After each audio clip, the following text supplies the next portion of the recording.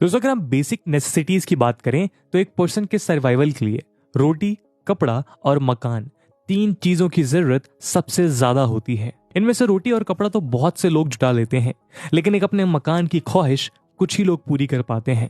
एक common Indian house hold के लिए अपना घर किसी सुनहरे सपने से कम नहीं है, जिसे पूरा करने के लिए वो सालों साल अपनी पूंजी जमा करता रहता है, इस एक्सपेक्टेशन के साथ कि एक दिन इस पूंजी के बदले वो अपना घर हासिल कर पाएगा। लेकिन सोच कर देखिए कि उन लोगों पर क्या बीतती होगी जो इतने साल अपनी एड़ियां रगड़कर जुटाए इन पैसों को देने के बाद भी अपने घर के राइटफुल ओनर्स नहीं बन पाते। कभी ये real estate projects unexplained delays की बलि चढ़ जाते हैं, तो कभी स्कैम्स और मैल प्रैक्टिसेस की। इन्हीं स्कैम्स में से एक आम्रपाली ग्रुप के सुप्रीम कोर्ट में चल रहे केस के बारे में आप अक्सर खबरों में पढ़ते ही होंगे। ऐसे में इंडिया का रियल एस्टेट सेक्टर एक ब्लैक होल की तरह बनता जा रहा है, जिसमें जाकर लोगों की अपनी घर की उम्मीदें और इन्वेस्टर्स का पैसा दोनों ही कहीं खो जाते हैं। दोस्तों, होम बायर्स की परेशानियों और रियल एस्टेट सेक्टर में फैली इस लैक ऑफ ट्रांसपेरेंसी और अकाउंटेबिलिटी को एड्रेस करने के लिए 2016 में central government real estate regulation and development act लेके आई, जिसके ज्यादातर प्रोविजंस 1 मई 2016 से इन्फोर्स हो गए, जबकि बाकी बचे कुछ प्रोविजंस 1 मई 2017 से इन्फोर्स हुए। और इस एक्ट से उदय हुआ real estate market regulator, real estate regulatory authority का, जिसे शॉर्ट फॉर्म में रेरा भी कहते हैं। और इन्हीं पॉजिटिव अप्रोचेस के कारण आज हम उत्तर प्रदेश के नोएडा में एपेक्स एंड सीएन नाम के ट्विन टावर्स के डिमोलिशन ऑर्डर्स देख सकते हैं, जिसके केस को एग्जामाइन करते हुए सुप्रीम कोर्ट ने कई वायलेशंस पाए हैं। इससे पहले इलाहाबाद हाई कोर्ट ने भी 2014 में इन ट्विन टावर्स के कंस्ट्रक्शन को इलीगल डिक्लेयर किया था। दोस्तों, आज हम इसी एक्ट और newly introduced real estate sector के इस वॉचडॉग अथॉरिटी को डिटेल में डिस्कस करेंगे, जिसने इलीगल कंस्ट्रक्शंस और वायलेशंस भरे रियल एस्टेट में एक उम्मीद की किरण जगाई है। साथ ही हम जानेंगे कि हाउसिंग प्रोजेक्ट्स और रियल एस्टेट सेक्टर की वो कौन सी खामियां हैं जिन्हें इसकी मदद से दूर करने का प्रयास किया जा रहा है। लेकिन आज का हमारा ये डिस्कशन शुरू करने से पहले हम आपको ये बता दें, ये टॉपिक आपके यूपीएससी मेंस पेपर 2 के गवर्नेंस और जीएस पेपर 3 के इंफ्रास्ट्रक्चर में पूछा जा सकता है। इसके बारे में हम वीडियो के अंत में और भी डिस्कशन करेंगे, पर फिलहाल के लिए अपने डिस्कशन को हम आगे बढ़ाते हैं बिना किसी देरी के। दोस्तों, इंडिया जहां किसी के लिए भी अपना घर होना किसी अचीवमेंट से कम नहीं, हाई डिमांड और लिमिटेड सप्लाई के चलते रियल एस्टेट के प्राइसेस आसमान छू रहे हैं। ऐसे में हर कोई जल्द से जल्द एक हाउसिंग प्रोजेक्ट में इन्वेस्ट करना चाहता है, ताकि वो इन्फ्लेशन और प्रीमियम रेट्स की मार से बच जाए और कंपैरेटिवली कम कीमतों पर उन्हें अपना घर नसीब हो सके, फिर चाहे उस प्रोजेक्ट के कंस्ट्रक्शन और डेवलपमेंट का फर्स्ट स्टेप भी शुरू क्यों ना हुआ हो। डेटा बताते हैं कि एक एवरेज इंडियन हाउसहोल्ड के टोटल एसेट्स का 77% से ज्यादा रियल एस्टेट में ही इन्वेस्ट होता है, और ये एक इंडिविजुअल की लाइफ टाइम का सिंगल लार्जेस्ट इन्वेस्टमेंट होता है। पर अर्ली इन्वेस्टमेंट्स की वजह से अक्सर इन्वेस्टर्स को परेशानियों का सामना भी करना पड़ता है, क्योंकि कई बार प्रोजेक्ट डेवलपर्स और रियल एस्टेट एजेंट्स अपनी प्रोजेक्ट की ग्रोथ को बढ़ा चढ़ाकर बायर्स को आकर्षित करते हैं। इसके अलावा क्योंकि प्रोजेक्ट डेवलपमेंट अपने इनिशियल स्टेज पर होता है, ऐसे में प्राइस हाइक करने के लिए इसके डेवलपमेंट को लेकर झूठे वादे किए जाते हैं। अक्सर अलग अलग तरह के मार्केटिंग गिमिक्स यूज करके बायर्स को झूठे सपने दिखाए जाते हैं। इसका असर यह होता है कि 2017 में इकोनॉमिक टाइम्स में छपी एक रिपोर्ट के अनुसार उस समय इंडिया में 826 हाउसिंग प्रोजेक्ट्स ऐसे थे जो अपनी कंप्लीशन टाइमलाइन से 4 साल या उससे भी ज्यादा डिले हो चुके थे। यही नहीं, 3511 रेजिडेंशियल प्रोजेक्ट्स ऐसे थे जिनमें लिव इन कंस्ट्रक्शन यानी अलॉटीज के रेसिडेंट होते हुए भी इन प्रोजेक्ट्स में कंस्ट्रक्शन वर्क चल रहा था। वहीं अगर हम इंडिया के हाउसिंग और कमर्शियल रियल एस्टेट प्रोजेक्ट्स में होने वाले फ्रॉड्स पे नजर डालें, तो आपने नोएडा में एमएस धोनी से कनेक्टेड आम्रपाली हाउसिंग स्कैम, या मुंबई के फेमस आदर्श हाउसिंग सोसाइटी स्कैम, या फिर केरला हाउसिंग प्रोजेक्ट स्कैम जैसे हाउसिंग प्रोजेक्ट्स में होने वाले अनगिनत स्कैम्स के बारे में सुना ही होगा, जहां रूल्स और रेगुलेशंस को ताक पर रख के कंस्ट्रक्शन कर दिया जाता है। नोएडा में इन ट्विन टावर्स का कंस्ट्रक्शन ऐसे ही एक वायलेशन का एग्जांपल है। इन प्रोजेक्ट्स में होने वाले इन स्कैम्स या इन डिलेज की वजह से ये होम बायर्स पिस के रह जाते हैं, क्योंकि इनमें अगर बिल्डर के अगेंस्ट कोई लीगल एक्शन लिया भी जाता है तो वो प्रोसेस भी ओवरबर्डन्ड इंडियन जुडिशियल सिस्टम के डिलेज में उलझ कर रह जाती है। इसका एक बड़ा कारण यह भी है कि 1986 में बना consumer protection act real estate से रिलेटेड इश्यूज को एड्रेस कर पाने में इल इक्विप्ड था। ऐसे में खुद की कोई गलती ना होने पर भी होम बायर्स अपने सर पर खुद की छत पाने का सपना लिए सिर्फ झूठे आश्वासनों और एक धुंधली उम्मीद के सहारे रहने को मजबूर हो जाते हैं। इसीलिए कंज्यूमर्स और हाउस बायर्स की तरफ ग्रेटर अकाउंटेबिलिटी इंश्योर करने के साथ साथ प्रोजेक्ट के डिलेस को मिनिमाइज करने के लिए रेरा को इंट्रोड्यूस किया गया। इसके अलावा इंडिया जैसी डेवलपिंग कंट्री में उसके इंफ्रास्ट्रक्चर और रियल इस्टेट सेक्टर का डेवलप होना जरूरी है और इस सेक्टर के डेवलपमेंट के लिए नेसेसरी है कि इसमें इन्वेस्टमेंट को बढ़ावा दिया जाए। लेकिन इंडिया का real estate sector highly unorganised है और इसमें प्रोसेस एंड रेगुलेशन के रिगार्डिंग ट्रांसपेरेंसी का भी अभाव है। ऐसे में प्रोजेक्ट्स में होते इन डिलेस और बढ़ते फ्रॉड केसेस के चलते ये इन्वेस्टर्स का लैक ऑफ कॉन्फिडेंस इस सेक्टर की ग्रोथ में बड़ी अड़चन बन के उभर रहा है। इसलिए होम बायर्स के इन कंसर्न्स को एड्रेस करने और इस सेक्टर में ट्रांसपेरेंसी को इंश्योर करते हुए इन्वेस्टमेंट्स को और अधिक प्रमोट करने के लिए गवर्नमेंट ने इस एक्ट के माध्यम से इस फुल फ्लेज्ड मॉनिटरिंग बॉडी को जन्म दिया। दोस्तों, आगे बढ़ने से पहले हम आपकी जानकारी के लिए बता दें कि इंडियन कॉन्स्टिट्यूशन में सेंटर या फिर स्टेट के बीच पावर्स और रिस्पॉन्सिबिलिटीज एलोकेट करने वाले 7th शेड्यूल के according land rights over land और लैंड इंप्रूवमेंट्स स्टेट लिस्ट के अंडर आती है, जबकि regulating contracts and transfer of property का टॉपिक कंकरेंट लिस्ट के अंडर है। ऐसे में सेंटर के इस गाइडिंग एक्ट के बेसिस पर हर स्टेट को इस एक्ट के इंप्लीमेंट होते ही 6 महीने के अंदर अपने अलग रूल्स और रेगुलर बनाने के ऑर्डर्स दिए गए थे, जिसे फॉलो करते हुए नॉर्थ ईस्टर्न स्टेट्स को छोड़कर ज्यादातर स्टेट्स ने नोटिफाई कर दिया है। तो आइए अब हम सेंट्रल गवर्नमेंट के इस एक्ट के कुछ खास प्रोविजन की बात करते हैं। दोस्तों, अब किसी भी तरह के प्रॉपर्टी ट्रांजैक्शन को state level real estate regulatory authority regulate करेगी। ये अथॉरिटी रियल इस्टेट मार्केट को वैसे ही रेगुलेट करेगा जैसे कैपिटल मार्केट में होने वाले सिक्योरिटी ट्रांजैक्शंस को सेबी रेगुलेट करता है। हर डेवलपर को किसी भी 500 स्क्वायर मीटर्स या 8 अपार्टमेंट से बड़े रेसिडेंशियल प्रोजेक्ट की सेल या मार्केटिंग इनिशिएट करने से पहले उस प्रोजेक्ट के सारे डिटेल्स रेरा की साइट पर अपलोड करने होंगे और डेवलपर्स द्वारा अपलोडेड इन डिटेल्स में नंबर और type of homes for sale, site और उनके layout, payment schedules, schedule of completion और प्रोजेक्ट के स्टेटस के क्वार्टरली अपडेट्स भी अपलोड करने होंगे। इस तरह से हम कह सकते हैं कि किसी भी प्रोजेक्ट के कॉन्सेप्चुअलाइजेशन से लेकर उसके कंप्लीशन तक सारे कॉम्प्रिहेंसिव रिकॉर्ड्स रेरा ही मेंटेन करेगा। इसके अलावा इन प्रोजेक्ट की सेल्स और मार्केटिंग से एसोसिएटेड रियल इस्टेट एजेंट्स को भी रेरा पर रजिस्टर करना होगा। इससे ये एक्सपेक्ट किया जा रहा है कि किसी भी प्रोजेक्ट की मार्केटिंग और एग्जीक्यूशन में अधिक ट्रांसपेरेंसी देखने को मिलेगी और इनिशियल स्टेज से ही रेगुलेटरी अथॉरिटी में रहने की वजह से फ्रॉड की गुंजाइश काफी हद तक कम हो जाएगी। दोस्तों, अक्सर ऐसा देखा गया है कि डेवलपर एक प्रोजेक्ट के बायर से मिला पैसा अपने दूसरे किसी ल्यूक्रेटिव प्रोजेक्ट में इन्वेस्ट कर देते हैं, जिससे वहां से ओरिजिनल प्रोजेक्ट डिले हो जाता है।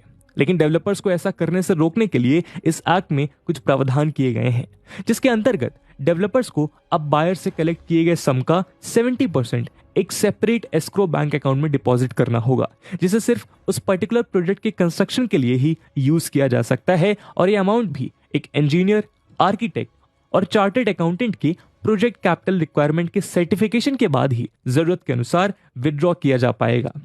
हम आपकी जानकारी के लिए बता दें कि एक एस्क्रो अकाउंट एक कॉन्ट्रैक्चुअल एग्रीमेंट के बेसिस पर बनाया गया थर्ड पार्टी बैंक अकाउंट होता है, जिससे कोई भी डिसबर्समेंट करने के लिए ट्रांजैक्टिंग पार्टीज को उस एग्रीमेंट की कंडीशंस को फुलफिल करना मैंडेटरी होता है। दोस्तों, रियल इस्टेट का इन्वेस्टमेंट एक बड़ा इन्वेस्टमेंट होता है। इसमें 2 से 3% की हेर फेर भी एक बड़ा अमाउंट बन जाती है। ऐसे में किसी भी प्रॉपर्टी के कोटेड प्राइस पर एग्री करने से पहले उससे रिलेटेड टर्म्स एंड कंडीशंस का क्लियर होना बहुत जरूरी है।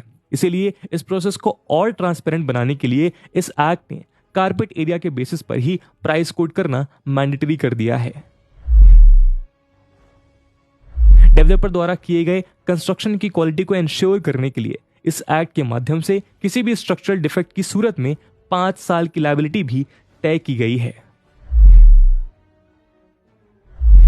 दोस्तों, एक रियल इस्टेट प्रोजेक्ट को डेवलप होने में कई साल का समय लगता है। ऐसे में अक्सर ये देखा जाता है कि जिस लेआउट और कंस्ट्रक्शन प्लान के साथ एक प्रोजेक्ट शुरू किया गया था, बिल्डर्स समय के साथ कॉस्ट कटिंग या ज्यादा प्रॉफिट कमाने के लालच में उस बेसिक प्लान में चेंजेस कर देते हैं, जिससे बायर्स को भारी नुकसान उठाना पड़ता है, क्योंकि जब उन्होंने अपने मेहनत की कमाई एक प्रोजेक्ट में इन्वेस्ट की थी तब एग्रीड प्लान कुछ और था, लेकिन बाद में उन्हें डिलीवर कुछ और किया गया। इस तरह के इंसिडेंसेस को रोकने के लिए इस एक्ट में लेआउट और कंस्ट्रक्शन प्लान को चेंज करने से रिलेटेड भी क्लियर प्रोविजन मेंशन किए गए हैं, जिनके अकॉर्डिंग अगर एक बिल्डर सेल के बाद अपने प्लान्स में कोई भी तब्दीली करता है तो उसे उस प्रोजेक्ट के 2/3 बायर्स का रिटन अप्रूवल लेना मैंडेटरी होगा। साथ ही अगर कोई भी डेवलपर अपने प्रोजेक्ट को बीच में छोड़ देता है या अनकंडीशनल डिले कर देता है तो ऐसी स्थिति में भी अलॉटीज को भी रिफ्यूजल का राइट होगा और साथ ही उनके इन्वेस्ट किए गए पैसे विद इंटरेस्ट पाने का हक होगा। दोस्तों, इस एक्ट में अपनी रिस्पेक्टिव कंडीशंस फुलफिल ना कर पाने पर बायर और प्रमोटर दोनों के लिए पेनल्टीज का प्रावधान है। अगर बायर अपने पेमेंट ऑब्लिगेशन मिस या डिले करता है या अगर प्रोजेक्ट कंप्लीशन में डिले होता है तो दोनों ही सूरतों में पीनल इंटरेस्ट रेट पे करना मैंडेटरी होगा।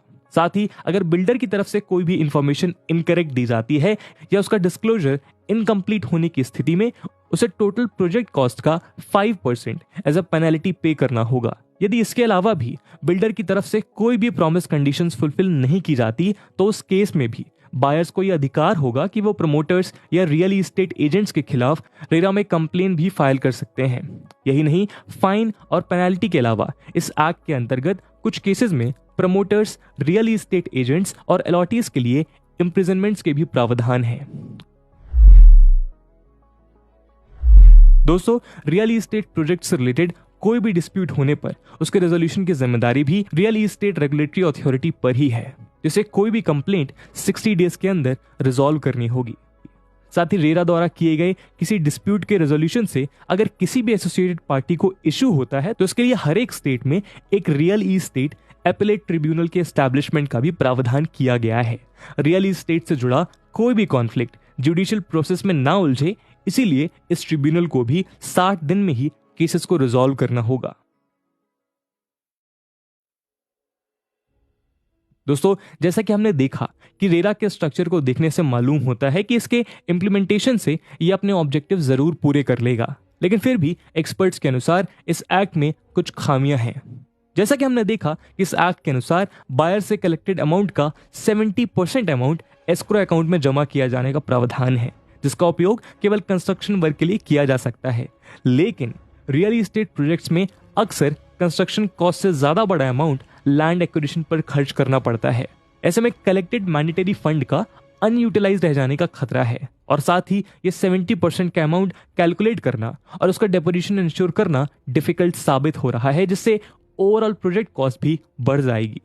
कुछ डेवलपर्स का मानना है कि प्रोजेक्ट की डिले होने का एक बड़ा कारण गवर्नमेंट एजेंसी से मिलने वाले अप्रूवल्स की प्रोसेस का धीमा होना भी है, लेकिन यह बिल डेवलपर्स के पॉइंट ऑफ व्यू से टाइमली गवर्नमेंट अप्रूवल की कोई बात नहीं करता, जिस एब्सेंस में एक प्रोजेक्ट का टाइमली कंप्लीट होना कैसे इंश्योर किया जा सकता है। वहीं कुछ कंज्यूमर एक्टिविस्ट का मानना है कि एक्ट के अंतर्गत स्टैब्लिश की गई रेगुलेटरी अथॉरिटी और डिस्प्यूट रिड्रेसल मैकेनिज्म इनसफिशिएंट है। इस तरह का एक dispute resolution system consumer courts में ऑलरेडी मौजूद था, जहां बहुत से हाउसिंग प्रोजेक्ट से रिलेटेड केसेस अभी भी पेंडिंग है। ऐसे में अगर न्यू बॉडी बनाई जा रही थी तो उसे ज्यादा अधिकार दिए जाने की जरूरत थी। इसके अलावा कुछ एक्सपर्ट्स का कहना है कि रेरा शायद रियल एस्टेट के बहुत से इश्यूज को सॉल्व करने में कामयाब रहे, लेकिन इस सेक्टर में फैले ब्लैक मनी का प्रेवलेंस और लैंड टाइटल्स में क्लैरिटी के इश्यूज अभी भी अनएड्रेस्ड हैं। साथ ही जैसा हमने आपको बताया कि एक कंकरेंट लिस्ट का सब्जेक्ट होने की वजह से इस एक्ट के बेसिस पर हर स्टेट को ट्रिब्यूनल और रेगुलेटरी बोर्ड का अपना अलग मैकेनिज्म स्टैब्लिश करना है। ऐसे में बहुत से स्टेट्स इसे बनाने में उदासीनता दिखा रहे हैं। इसका एक बड़ा कारण रियल एस्टेट और स्टेट पॉलिटिशियंस का अननेम्ड नेक्सस भी हो सकता है, जिसकी वजह से बहुत से स्टेट्स में देखा जा रहा है कि स्टेट्स इस एक्ट को और भी ज्यादा डाइल्यूट करके इंप्लीमेंट कर रहे हैं। दोस्तों, इन खामियों के बाद भी रेरा अपने मेन एम यानी कस्टमर्स के राइट्स को प्रोटेक्ट करने में सफल सिद्ध हुआ है। इकोनॉमिक टाइम्स में छपी एक रिपोर्ट के अनुसार मई 2021 तक रेरा की मैकेनिज्म्स के थ्रू पूरे देश में 65,539 रियल एस्टेट से जुड़ी कंप्लेंट्स रिजॉल्व की गई।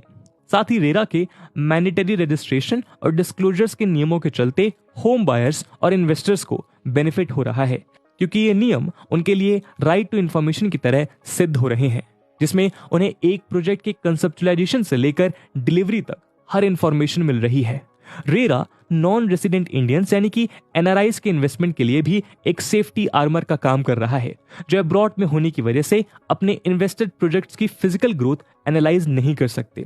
अब वो भी अपने इन्वेस्टेड प्रोजेक्ट्स की ग्रोथ रेरा के माध्यम से पा सकते हैं। ऐसे में इंडियन रियल इस्टेट सेक्टर से बढ़ते ऑप्टिमिज्म के चलते इसमें इन्वेस्टमेंट का ग्रो होना लाजमी है। यही वजह है कि रेरा रजिस्टर्ड डेवलपर्स को अपने प्रोजेक्ट्स के लिए इन्वेस्टर्स और बायर्स ढूंढना भी आसान हो रहा है, क्योंकि रेरा के रजिस्ट्रेशन सर्टिफिकेट मिलने के बाद एक प्रोजेक्ट एक्सटर्नल फंडिंग के लिए भी एलिजिबल हो जाता है। साथ ही होम बायर्स भी किसी भी फ्यूचर कॉम्प्लिकेशन से बचने के लिए रेरा रजिस्टर्ड प्रोजेक्ट्स को प्रेफर कर रहे हैं। डेवलपर्स और एजेंट्स के लिए भी रेरा से होने वाले इन फायदों को देखते हुए जैसे जैसे इनके बीच इसकी अवेयरनेस बढ़ रही है और अधिक प्रोजेक्ट्स और रियल एस्टेट एजेंट्स खुद को रेरा में रजिस्टर कर रहे हैं। यही वजह है कि फाइनेंशियल ईयर 2021 के फर्स्ट क्वार्टर तक पूरे देश में 60,000 से ज्यादा प्रोजेक्ट्स और 45,000 से ज्यादा रियल एस्टेट एजेंट्स इसमें अपना रजिस्ट्रेशन करवा चुके हैं। रेरा की इस बढ़ती एक्सेप्टेबिलिटी से डेवलपर्स के बीच रूल्स एंड रेगुलेशंस को लेकर अकाउंटेबिलिटी भी बढ़ेगी, जिसका सीधा फायदा कंज्यूमर्स और हमारी इकोनॉमी को ही मिलेगा। दोस्तों, कोई भी लॉ अपने आप में स्ट्रॉन्ग या वीक नहीं होता, बल्कि उसके इंप्लीमेंटेशन से उसे स्ट्रॉन्ग या वीक बनाया जाता है। जैसा कि हमने अभी देखा कि इंडिया की रियल एस्टेट को डेवलप करने और कंज्यूमर्स को उनका हक दिलाने की दिशा में रेरा एक सही मजबूत कदम है। कुछ महीने पहले सुप्रीम कोर्ट ने रियल एस्टेट एक्ट 2016 के रेट्रोस्पेक्टिव इंप्लीमेंटेशन पर अपनी मोहर लगाते हुए इस एक्ट की सार्थकता अपने आप ही सिद्ध कर दी है। बस जरूरत है तो इसे और मजबूत बनाने की, जिसे स्टेट्स कोऑपरेटिव फेडरलिज्म की मदद से अपने एक्सपीरियंस शेयर करके और रिफाइन कर सकते हैं। और साथ ही स्टेट्स की राजनीतिक इच्छा शक्ति भी इसमें एक बड़ा रोल निभाएगी, क्योंकि इस एक्ट के पूरी तरह इंप्लीमेंट होने के लगभग 5 साल बाद भी 23 स्टेट्स और यूटीज ने ही अपने रिस्पेक्टिव रेरा रूल्स नोटिफाई नहीं करे हैं, जिन सिलसिले में इसी महीने अगस्त 2022 में सुप्रीम कोर्ट ने स्टेट्स के इस एक्ट से डेरिवेशन और नॉन इंप्लीमेंटेशन पर जवाब मांगा है। तो दोस्तों, ये थी एक केस स्टडी रेरा के ऊपर कि कैसे रेरा ने रियल एस्टेट माफियाज को अपने कंट्रोल में लिया और इस पूरे सेक्टर में एक रेगुलेशन लेके आया। आपका क्या ओपिनियन है इस पूरे मुद्दे के ऊपर कमेंट सेक्शन में जरूर बताइएगा। और जैसे कि हमने वीडियो के पहले भाग में बताया कि इस वीडियो की इंपॉर्टेंस यूपीएससी मेंस के पर्सपेक्टिव से काफी ज्यादा है, और उसी इंपॉर्टेंस को देखते हुए एक सवाल हम आपके लिए छोड़कर जा रहे हैं, जिसको आपको कमेंट सेक्शन में आंसर करना है। And the question is, enforcement of RERA leaves a lot to be desired. Critically comment. And with this question, my friends, that's it for the video. I hope आपको video पसंद आई होगी, और अगर पसंद आई है तो अपने दोस्तों के साथ शेयर करना मत भूलिएगा। हम मिलते हैं अगले वीडियो में, तब तक के लिए जय हिंद,